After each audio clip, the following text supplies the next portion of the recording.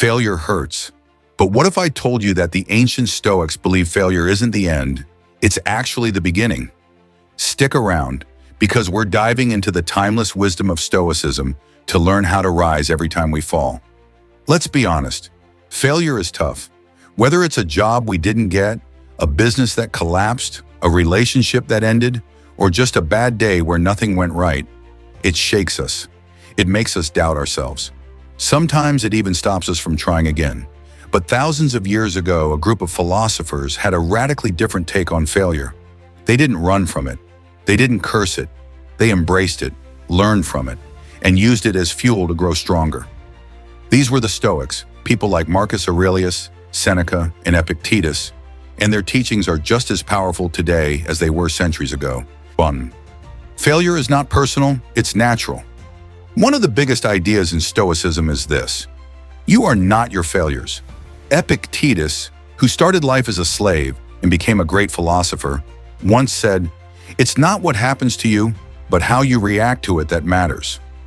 To the Stoics, failure wasn't something to fear. It was just part of life, like the rain or the wind. It doesn't make you less valuable. It doesn't mean you're broken. It simply means you're human. Think about it. Have you ever met a successful person who never failed? Probably not, because failure is baked into growth. No one gets it right the first time, every time. The Stoics teach us, don't take failure personally. See it as part of your journey. 2. The power of control. One of the core Stoic beliefs is about control, separating what you can control from what you can't. Let's say you failed at a job interview. Can you control how the interviewer felt? Maybe not. But can you control how well you prepared? How you respond to the rejection? Absolutely. Marcus Aurelius, a Roman emperor and a Stoic icon, wrote in his journal, "You have power over your mind, not outside events. Realize this, and you will find strength." When you focus on what you can control, your attitude, your effort, your reaction, you take back your power.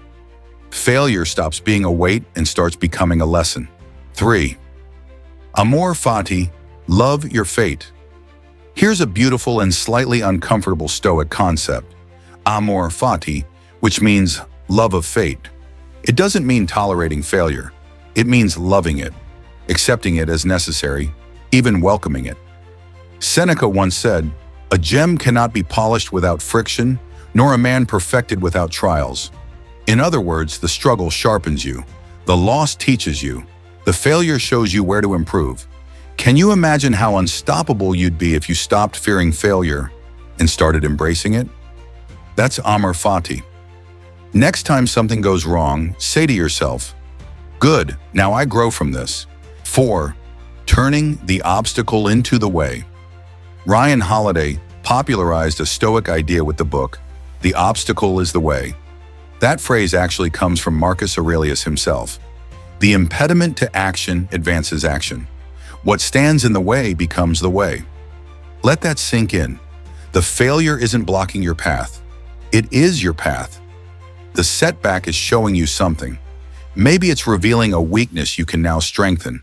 Maybe it's redirecting you to a better opportunity. Maybe it's building mental toughness.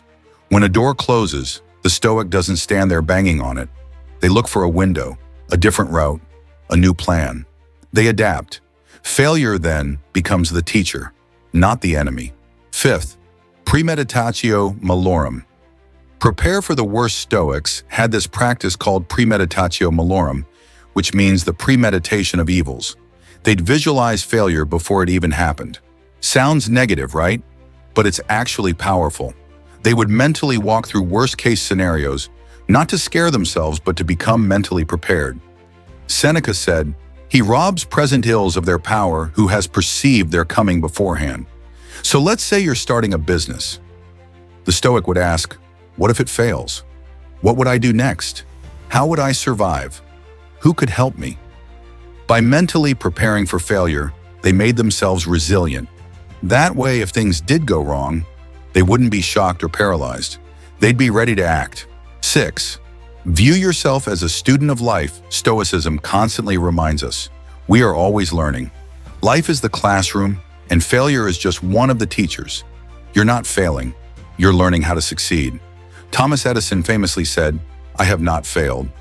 I've just found 10,000 ways that won't work." That's a Stoic mindset right there. Next time something doesn't work out, instead of saying, "I failed," try saying, "I'm learning, I'm growing, I'm on my way." 7. Practice daily reflection. Marcus Aurelius kept a journal, not to show the world but to reflect on his own thoughts, struggles, and setbacks. That's where much of meditations came from. A collection of honest, raw reflections. And guess what? You can do the same. Every night, take 5 minutes. Ask yourself, what went wrong today? What did I learn? How can I improve tomorrow? That simple habit turns failure into wisdom. It helps you track your growth, and it reminds you you're not stuck. You're evolving. So the next time you fail, remember, the Stoics wouldn't see it as the end. They'd see it as the beginning of something better. Like, comment, and subscribe for more timeless wisdom to build your inner strength.